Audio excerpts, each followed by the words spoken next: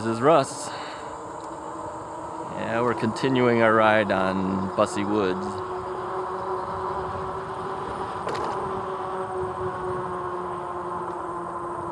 Yeah, usually when I continue on, when I stop, I continue on right at that point. You don't really miss anything.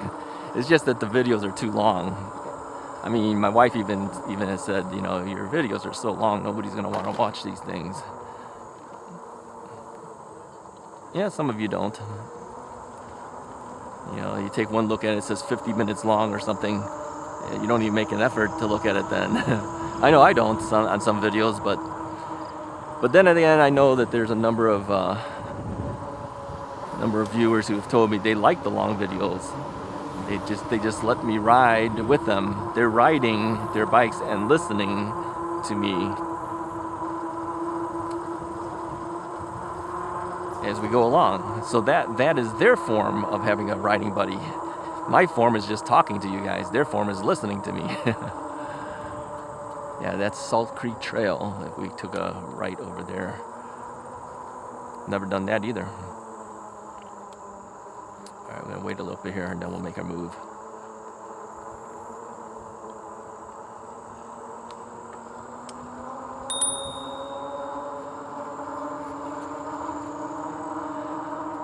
So, yeah, I appreciate you guys watching the long videos. I don't really want to cut them too short, and the reasoning is because, you know, I'm riding anyway, and if I cut it off, then I don't have anyone to talk to. I'd rather let it run. I don't edit out every single sentence that I make. If I make mistakes, I make mistakes. A little different than maybe other YouTube people.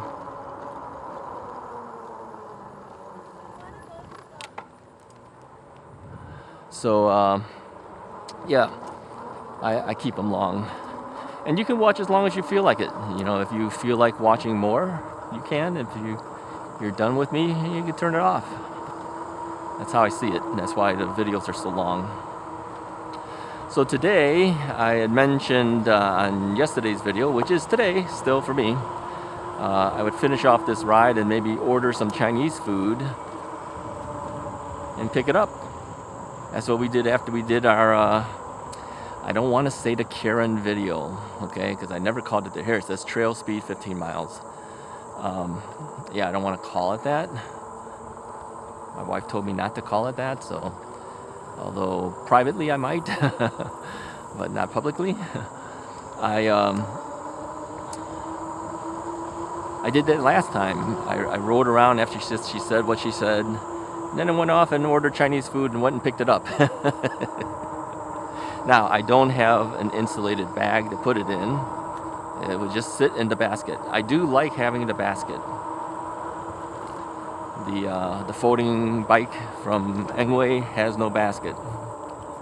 I don't know about the other bikes. I think the new Magicycle commuter bike, which should be very shortly here, got confirmation it is on its way. That does not have a basket option. I believe the Jaguar Rundi has it, and I believe the Ocelot has it as an option. And I've already told them I need my basket. They said, okay. So I think we'll be putting baskets on that.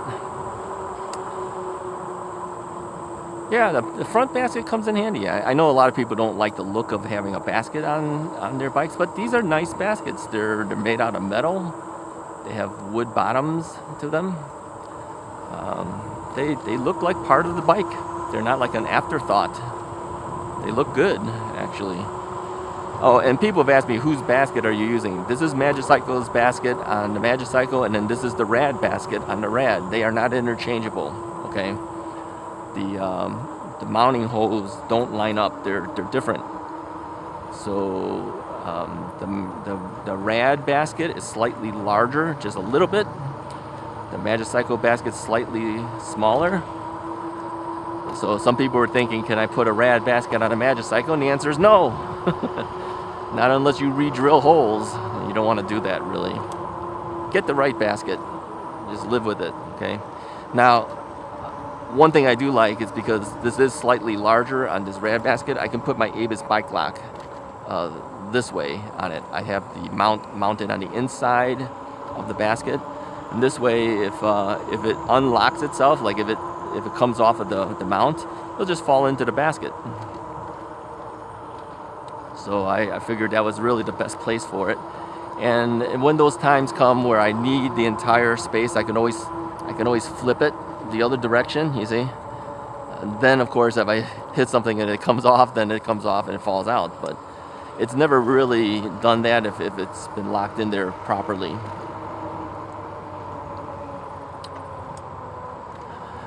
All right, so I noticed that when I throttled that last moment, the battery dropped from 5 to 4 on the indicator. We've gone, how far have we gone? 14.7 miles already, but I've been throttling like I normally do. I usually throttle and I pedal as well. Sometimes I throttle, pedal same time, as you know. So this battery has not been exercised in so long because I've been using every other bike except for this one. I said I got to give this bike a little bit of time because the battery needs to be exercised. It can't just be sitting full power and not being used. So this is the triangle battery that's mounted on the bike. I'm looking right now for any elk. This is Elk Grove Village that we're in, and in this general area they have elk roaming around. I've seen them a number of times. I don't know if any are out right now, but I always look. They're always out, whether they're in this area, I should say. Where are they going to go? Inside in the house? No, they're outside. So I don't know what they do during the winter months. What do they do with the elk? This is like, what do they do with deer and everything? They're just out in the elements, I guess. They tell me there used to be a lot more elk that roamed around here, but oh, there's one out there. It's hard for you guys to see it. It's just kind of laying in there. They either died off or they moved them to someplace else, I guess. Oh, there's another one. Here's a big one. Let me go over here. Can you guys see that? Can you see the antlers on it? Yeah, those things are big. Yeah, I hope you guys can see all that. Yeah, it's nice to be able to see the wildlife out here. We're lucky. Yeah, it's like being at a zoo.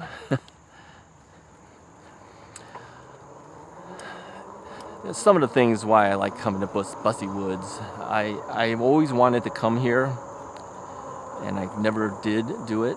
But then after I got the e-bike, I said I can probably do it now. But it was really a matter of getting a second battery, because I couldn't do it with the Rad's battery to make it here and make it back and ride this trail at the same time. So that's what got me into buying those triangle batteries. I was looking at the Rad Power Bike's price for the battery, and I think it was listed around $600. Then you had to add sales tax. Then you had to add $70 worth of shipping. I think it was 60 or 70. I said, why is it so expensive? And it's because batteries are considered hazardous materials, so they have to pay a little bit more to ship them. By the time we were done, I said, wow, this thing's like $700 something. So it was too expensive for a 14 amp hour battery to get it to me. So I started looking at the unit pack power batteries, and I found I can get a 52 volt 20 amp hour battery for $380 something, I think it was, something like that. Add the sales tax to it. They don't charge for shipping. It's like $420 something. I had to do some surgery to the bike, of course. I had to change the cable a little bit, and then add these XT90 connectors, and then I basically modified my bike. Eventually I sold off the Rad battery. I still have the cradle. Sold off the Rad battery, and that gave me enough money to buy a second triangle battery. Now I could have bought one that was not shaped as a triangle, but I figured a triangle was still a better choice. because in case one battery went down in the triangle, I could just pull it out and put the other one in there. So that's why I have a triangle-shaped battery in the back and a triangle-shaped battery inside the frame. It's easier to swap.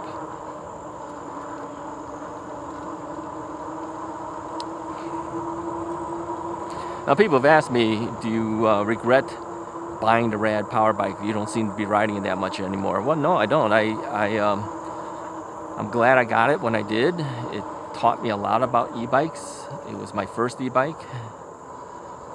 I realized after getting it that it was a little underpowered. They claim 750 watts, but a lot of people feel that's 750 peak watts. That it actually is a 500 watt motor that peaks at 750. I've never really gotten this thing to hit 750. I take a look at the watt meters and it's usually like 738 or something like that. It doesn't really hit it. Doesn't matter. It wasn't a true 750 watt motor because after I got the Magicycle, then I realized what a true 750 watt motor really can do. Because I think the Magicycle peaks over 1,000. The watt meter only shows up to 900, but I bet you anything that thing goes over 1,000. Based on the fact that it eats up my batteries when I do it, tells me it's using up a lot of power when I'm throttling hard and doing things. So the question was, with all these things coming towards you, new bikes coming from Magicycle, new bikes coming from other manufacturers, and then recently the Area 13 bike will be coming to me. Am I going to get rid of the Rad Rover?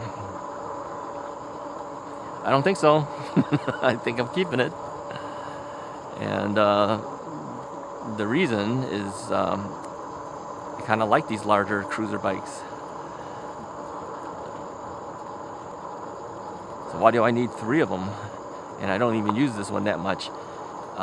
This is kind of my long-range bike. Because it doesn't do the big peak powers. It only peaks out at, say, 738 watts. I get a lot of range out of this thing. I may not get the power out of it to do it, but I got the range, and I know I have the range. I think I can pretty much count on each of these triangle batteries to give me at least 40 miles, at least. Because I know a couple times I measured the other ones, they were at 42, 45, 44 miles. Let's call it 40. 40 times 2 is 80 miles. So taking this bike to the Botanic Gardens, I have no range anxiety. I'd have at least 20 more miles as a backup in case I needed it. So no, I won't be selling it off. Will I be upgrading components? That's the question. And I think the answer would be no. Russ is right, but Russ is cheap. I told you that. No, I don't think I want to put another $200-something in hydraulic brakes. I will tell you that the hydraulic brakes make a big difference, though. Man, the pull on this, I have hydraulic brake calipers. I bought it from Bolton E-Bikes, who is Area 13 now. They had a name change. I bought his Juintex, which is actually branded Bolton E-Bikes, but they're essentially Juintech. I think they're the M1 hydraulic calipers. I think at that time it was $130-something for the pair. It made it easier for me in the sense that I don't have to keep adjusting them all the time. I used to adjust these mechanical disc brakes daily. I'd have to go in there and tweak the thing daily. I don't have to do that anymore. So in that sense, it made it easier for me. But the pull on the regular mechanical brakes is so hard. It is so physically hard compared to the hydraulic. The hydraulic is so light, I could do it with 1 or 2 fingers and I can brake hard. Not so with these mechanicals, even with the hydraulic calipers. I have to brake hard, I gotta pull hard. Now they tell me the ones on the new Area 13, you could use like 1 finger and brake it if you wanted to. That's how sensitive the thing is and how powerful it is. So, yeah, hydraulic is the way to go, but it's gonna cost you. And I don't think I'm gonna put the money into this one because I got all these other bikes. I mean, if I really wanted something, I could use it, but Then you could say, well, if you're taking it to the long ride, don't you want the better brake with you? Yeah, I do. I'm just cheap. So before you ask the question, yeah, I'm just cheap. I'm retired. I can't just be going out and spending money on something because I think it would be nicer and the like. I mean, look at all you guys who have mechanical brakes. You're living with it. I'm living with it. Yeah, they're not as good. Do they work? Yes, they do. Do they work fast enough? No, they don't. You don't stop on a dime. You kind of keep rolling for a while before it finally stops. It's not perfect, but if you know that that's the limitation and you ride with that limitation knowing that you have to make some effort to make it happen for you, you do it. So, yeah, I'm not going to upgrade it.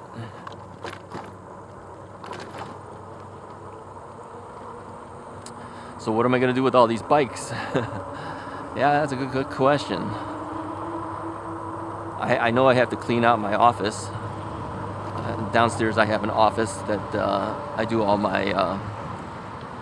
my green screen photo, videography work in there. My computer's in there. My editing stuff is in there. I'm going to have to rearrange that somehow. The bikes are going to have to go into that room because there's no more space in the garage.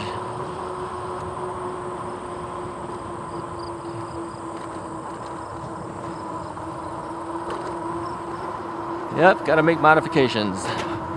What time is it? It's 12:02. Well, that would be a good time to get lunch, wouldn't it? Maybe I should place my order. I just don't remember.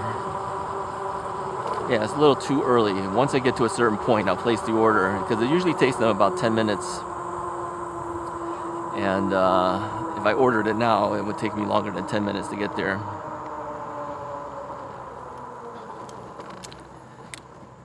I remember where I ordered from last time. It was pretty much the right timing. So I'll do the same thing. I'll place an order, go there and pick up Chinese food.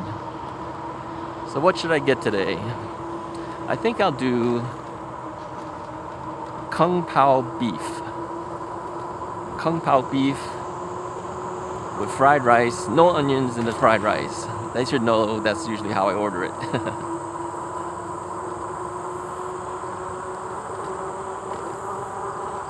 Yeah, we'll do that.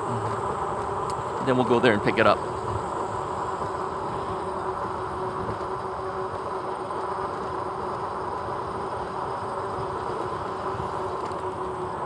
All right, somebody asked me about my water bottle. Yeah, I can reach over to get it.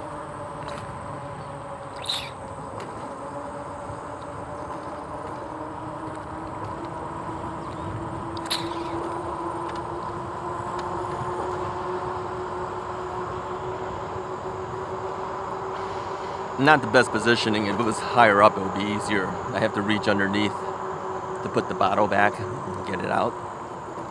Gotten used to doing that, but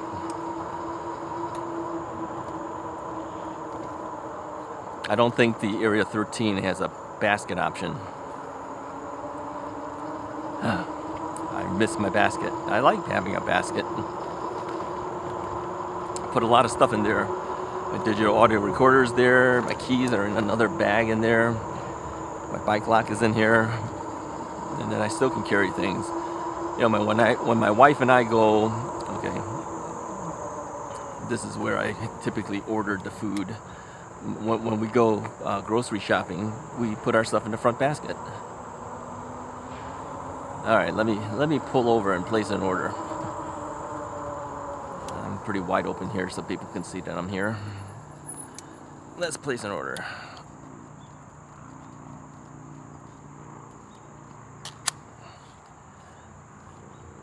Okay, let's see.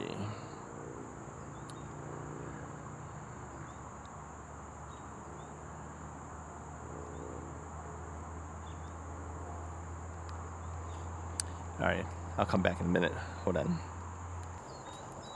All right, I'm back. I just stopped so I can place the order. Yeah, I'm gonna go pick up some Chinese food. Now this will be the third time I've picked up Chinese food from this location with my bike. I've gone there many times in the past, but I'm usually riding in my car. But yeah, their pickup is convenient for me here, and they said it's got 10 minutes. It's usually always 10 minutes. It's almost everywhere I order any type of Chinese food. It's always 10 minutes. Yeah, it's pretty quick. So I ordered Kung Pao beef with fried rice. No onions in the fried rice. They always ask you for your phone number. But I know they have a computer in front of them that tells them the phone number. Because in the past I've ordered before and they knew exactly what I want or how I want it. So I know that they have a computer thing that pops up when the phone call comes in, and they can see it right there, but I think they just do it to confirm that it is you, in fact, that's calling. Yeah, I'm known as Mr. Russ over there. They once asked what name, and I said Russ. Ever since then, I see on my receipt it says Mr. Russ. Well, you guys call me Mr. Right. There you go.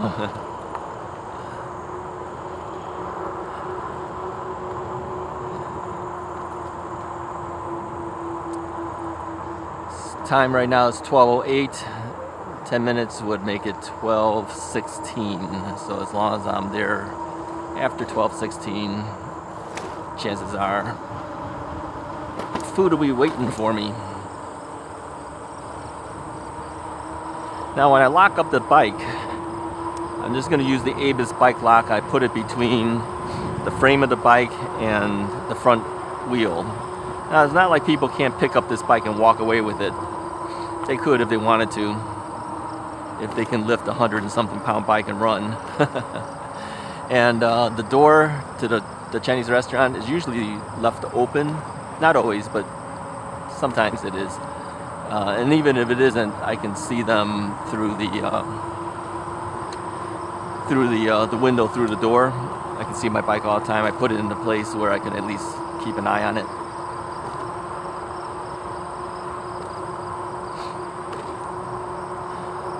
So this Chinese food will be just under $8, I believe, with the tax. $7.98, I believe, with tax. It's not bad.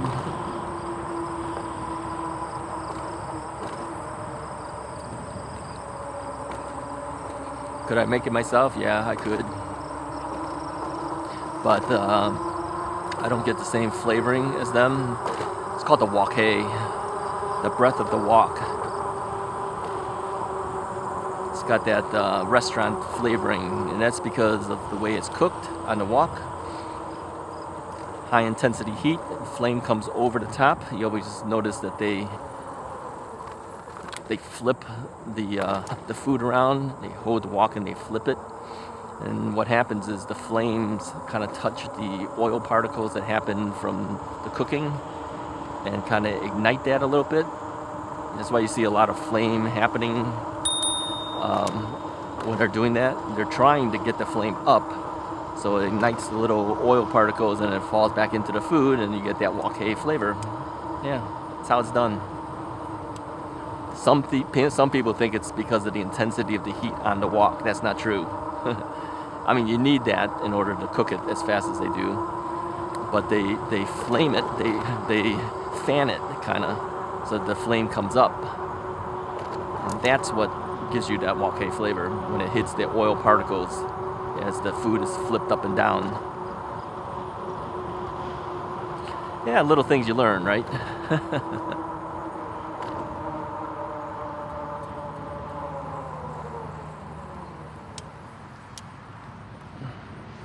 Alright, I stopped, but the guy has let me go through. I will go through.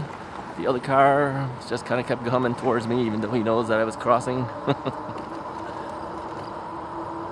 Things happen, what can you say? So let's see what this fundraiser thing says. Run for water, it says. Run for water. Yeah, well, I won't be here.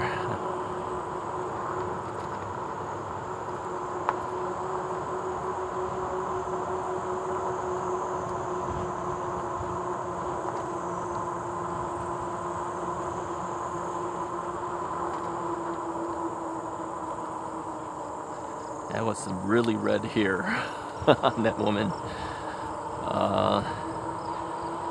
Yeah, I don't know. I don't know. That was a little extreme.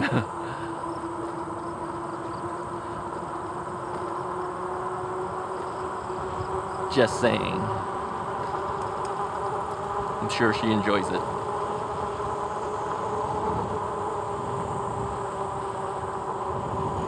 Yeah, so the battery level has dropped a little bit. I think I will check the battery level. I think I will have to charge it up. I was gonna just use the battery a little bit and just let it run down a little bit and then store it a little longer. But I believe I will be riding this bike for a little bit because the Magicycle is out of commission. It's waiting for that one part I mentioned in yesterday's video. So I cannot finish the installation of the new hydraulic front fork because I'm missing that little retainer ring, retainer nut thing that's inside the tube. And that's what you screw the top screw onto. There's no nut to screw onto, so there's nothing holding the fork in place. So I have everything is assembled up to that point. All I need to do is get that one little piece, stick it in there somehow. I don't even know how you would stick it in there so it doesn't come out. Maybe you push down into it somehow. And then I think once you push it in, you can't pull it out. That's the thing. Push it in there and then start screwing the top thing and it's finished. So everything else about it is done. It's just sitting in my family room waiting for a part.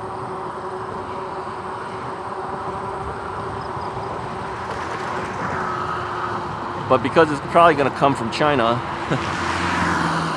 it could take a couple weeks before I get it back.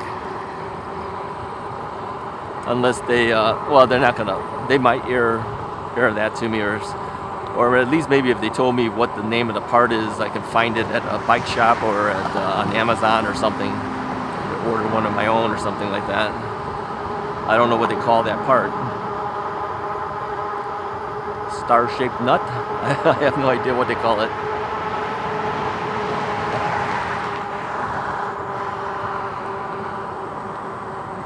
So yeah, I think we'll be riding this Red Rover for a little bit until that bike is repaired.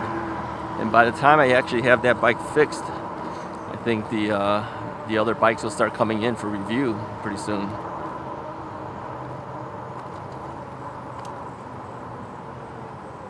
Alright.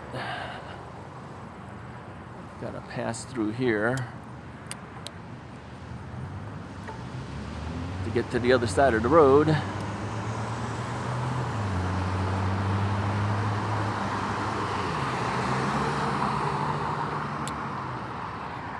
Hit the crosswalk thing, angle my bike.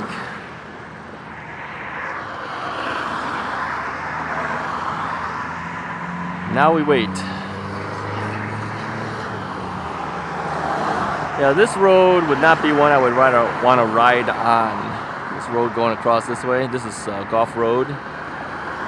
Cars go way too fast. It is 40 miles an hour, but you know people go faster than that.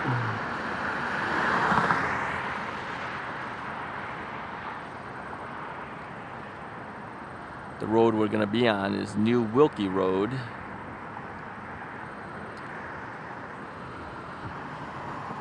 That's not so bad. Still cars, but not so bad.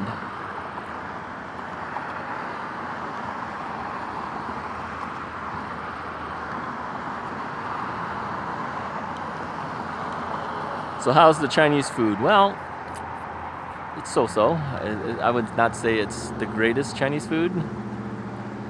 The reason I go there is because it's relatively inexpensive compared to other Chinese restaurants, carryouts. You guys call it takeaway, carryout? What do you call it? I had a friend who was Singaporean, Chinese Singaporean. But she spent so much time in the UK, she has a British accent. First time I ever heard her speak, I couldn't believe it. I go, she's got a British accent. She goes, well, I spent like 8 to 10 years in Britain. So she just picked up the accent. She calls it takeaway. I call it a carry-out. What do you call it? I know you guys in the UK must call it takeaway. There's so many phrases that we all say that are so different from country to country, huh? So what makes life interesting?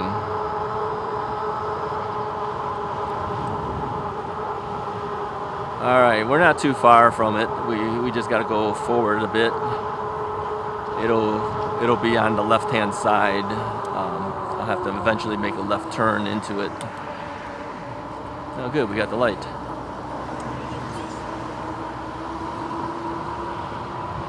And people have commented that they're impressed of my riding ability on the road with cars. I think I've gotten used to it. I don't like to do it, but I've gotten used to it. I like being on the streets, but I prefer to be on side streets. I don't really prefer to be with the big streets with all the cars rolling past me, but I do it when I have to.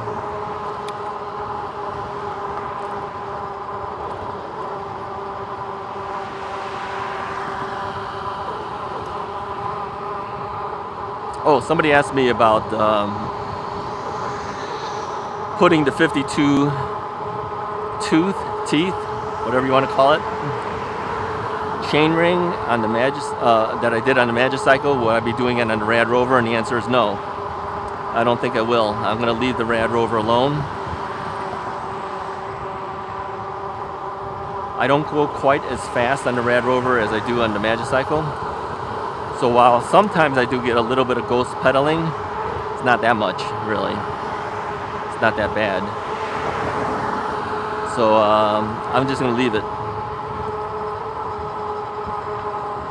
Somebody asked me if a 50 tooth would be better than a 52. I don't know. I have no idea. I only have the one that I made the modification to, and that's my only reference point. I have no idea. They move over to this left lane. Alright. Take a left turn over here. So I'm signaling. I'm moving. I'm riding. I'm going up. See, their door is open.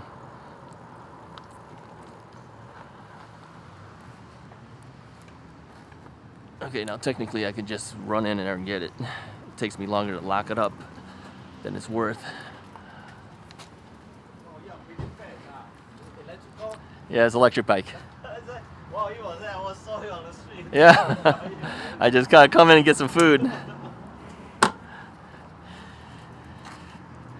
All right, I'm gonna disconnect my audio here.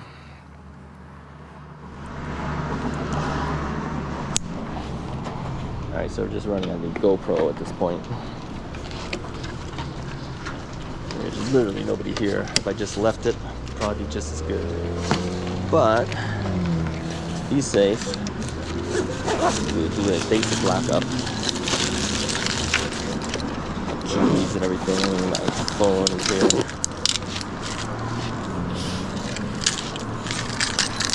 And we don't use it often enough, so let's use it.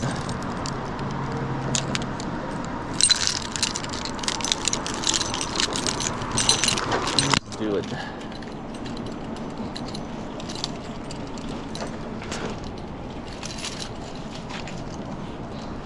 So what I do is I put it through here. Put it through one of the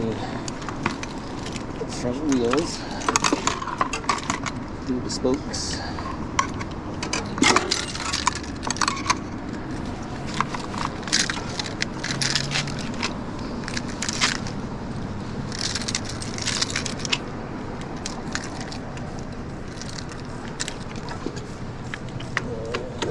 There we go.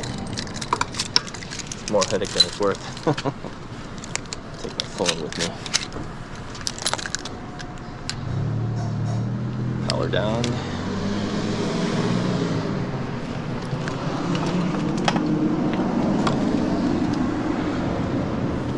Turn these things off too. Just That's the tension.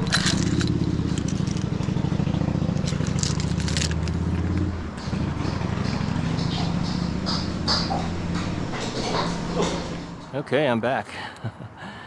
My battery ran out again. Yeah, I do these long rides that are two-parters. I sometimes forget to change out the battery, and then the battery dies on me, and it's just the way it is.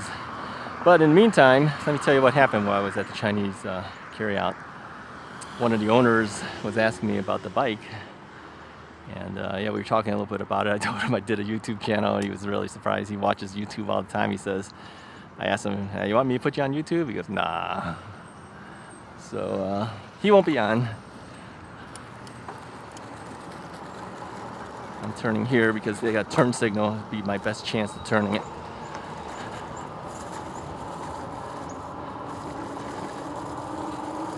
So I consider that my left turn as well. Now I don't have this on, let's turn here. Let me tie up the food a little bit better.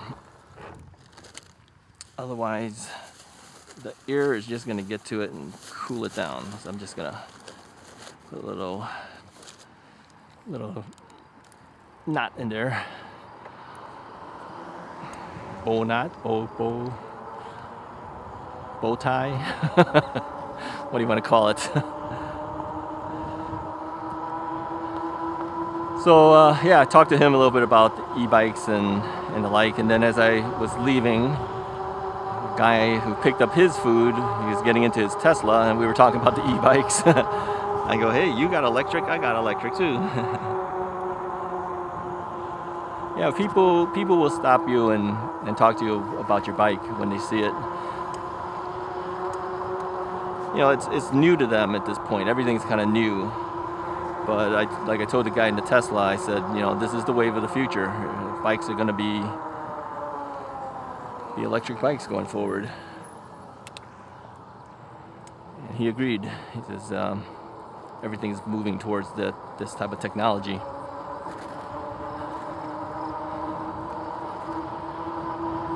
So yeah, am I going to do a food review now? We did food reviews for a short time, and we ended up stopping after my doctor said go on a diet. Of course, you can see I'm not on the diet when I go and pick up Chinese food. But I figured I was already there. Might as well do it.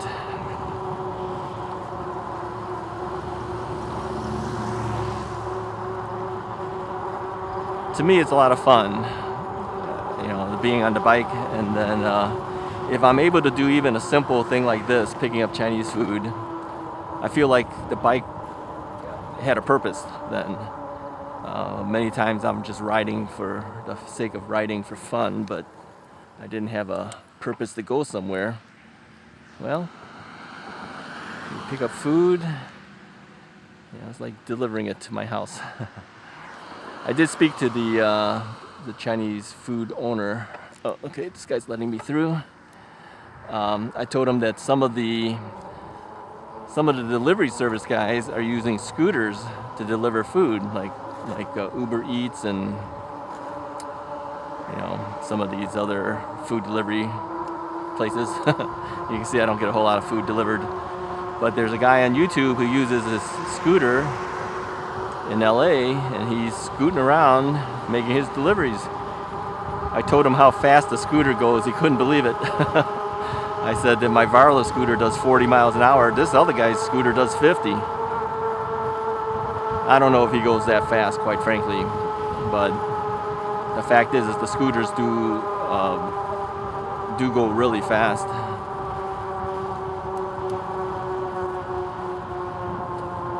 So let me see here. Did I turn this on or I didn't? Don't know. And yeah, it's running. I don't know if I ever shut it off. Maybe still running from the original thing. I have no idea. I'm gonna have to check it in editing. All right, I think that's about it for today. It's been a long ride already between two videos.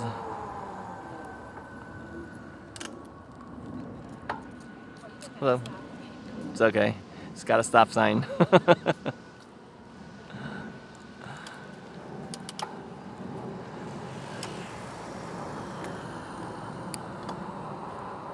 Lady said I didn't have to stop for them. Hey, it's a stop sign. Anyways, if you like this video, go ahead and hit the like button, hit the subscribe button. I'll talk to you guys next time.